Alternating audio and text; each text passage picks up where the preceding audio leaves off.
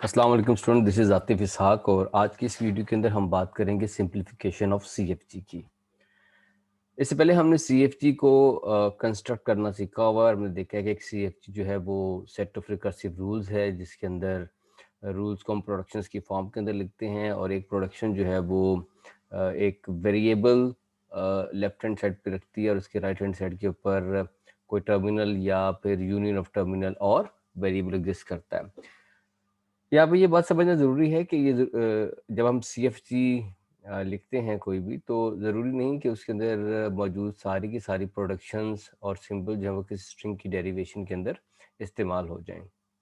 बाज़ दफ़ा ऐसा होगा कि हमारी प्रोडक्शंस के अंदर कुछ सिंबल्स ऐसे होंगे जो कि यूज़लेस होंगे।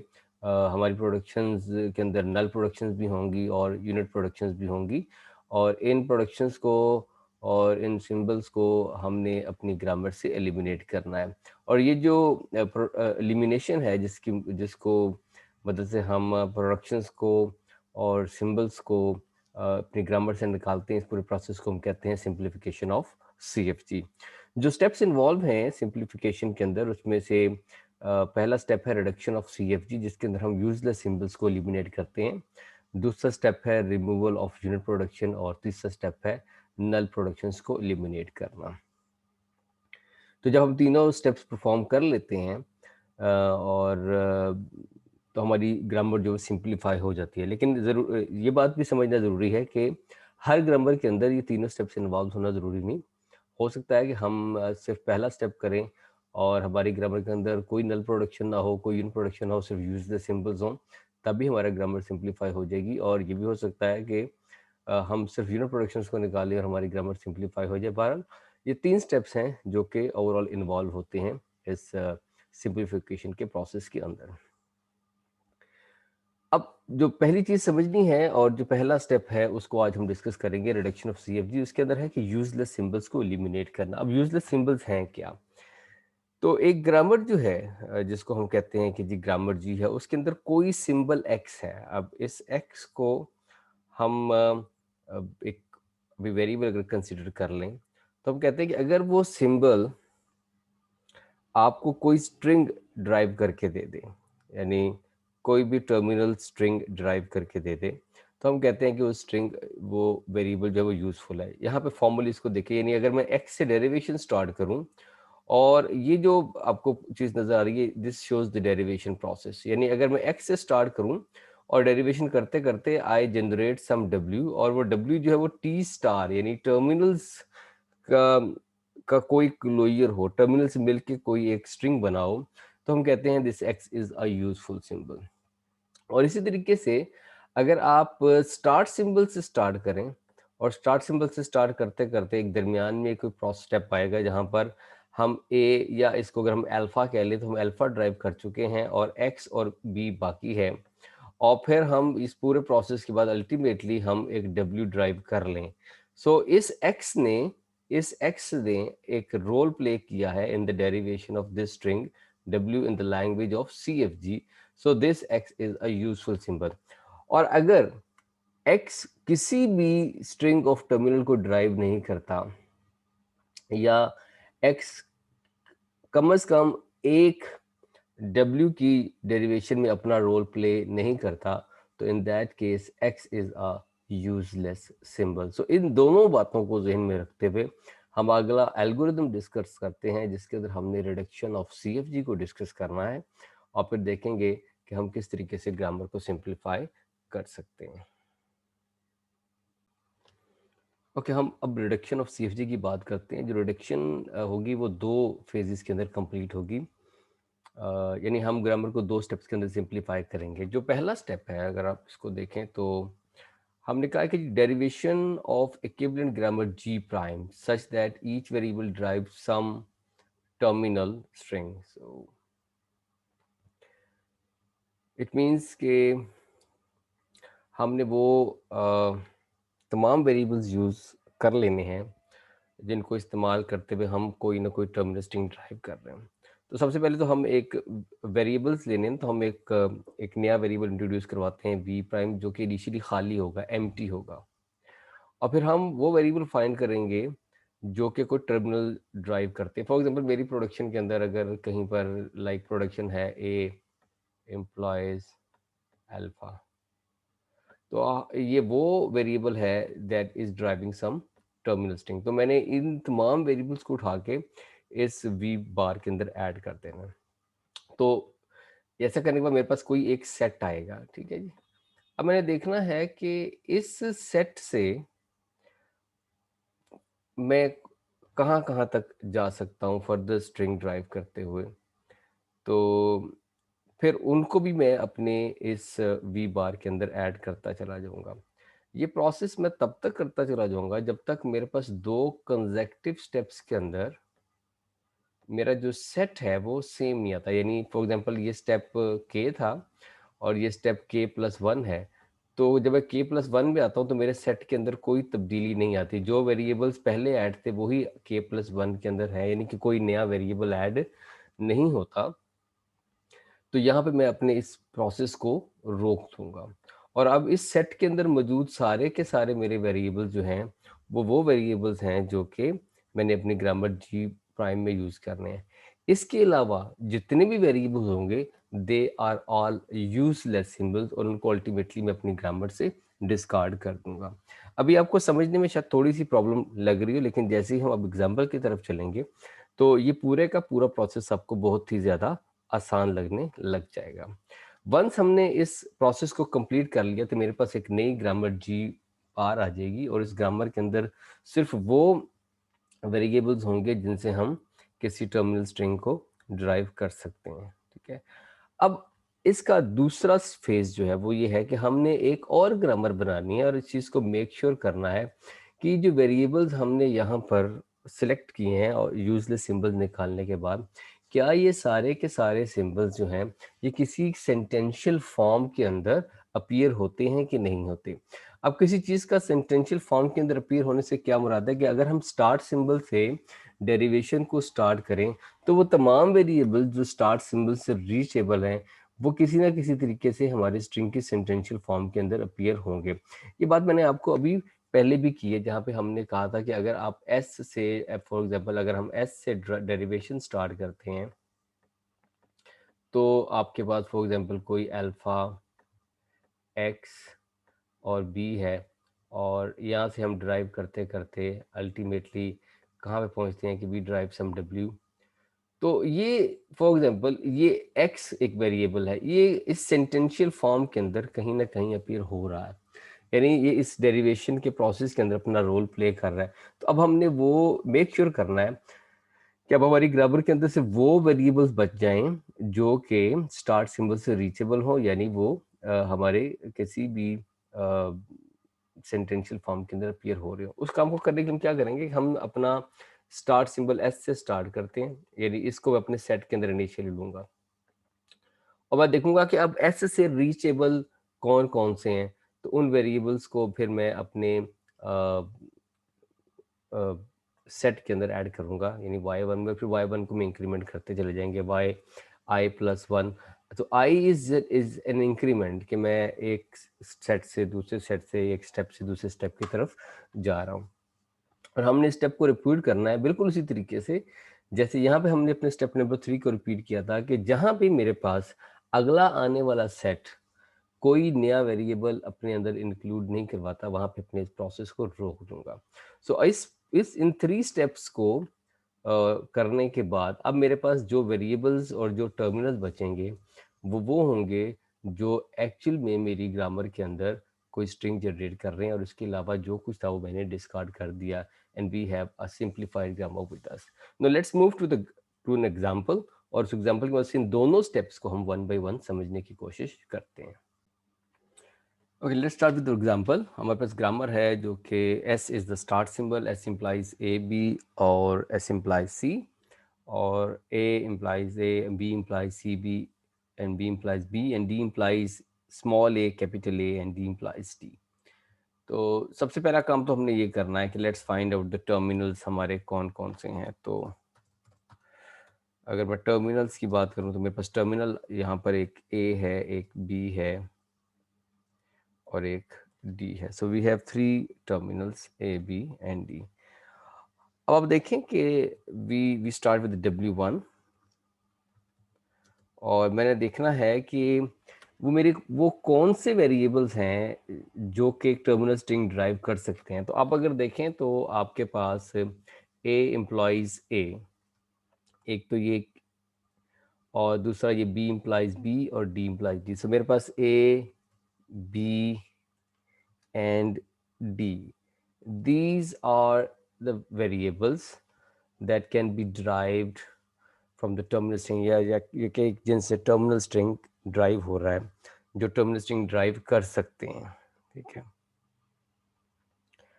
अब हम देखते हैं कि जी W1 के जो सिंबल्स हैं ए बी और डी, ये कहाँ कौन कौन है जो इन सिंबल्स को ड्राइव कर सकता है। तो लेट्स मूव के अब मैं एक W2 फाइंड करने जा रहा हूँ, जो मेरा स्टेप 2 था, यानी आई को हमने इंक्रीमेंट किया। अब देखें पहले सिंबल तो एज इट इज आ जाएंगे ए बी एंड डी। अब आप देखें कि इन ए बी एंड डी को कौन कौन ड्राइव कर सकता है। तो हमारे पास एक प्रोडक्शन है एस इम्प्लाइज ए बी, यानी ए और बी को एस ड्राइव कर सकता है। और इसके अलावा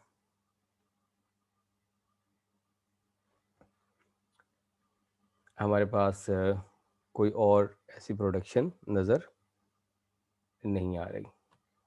ठीक है, तो डी को कहीं से ड्राइव नहीं किया जा सकता, तो इसको हम यहीं पे छोड़ते हैं। No next move to the step number 3। और अब स्टेप नंबर 3 में देखेंगे कि अब जो मेरे पास नया सेट आया है, इसके अंदर जो वेरिएबल्स मौजूद हैं, इनको इन इन वेरिएबल्स को कौन से वेरिएबल्स हैं जो डिराइव कर सकते हैं। तो एक तो हमने पहले सेट को एज इट इज लिख देना है,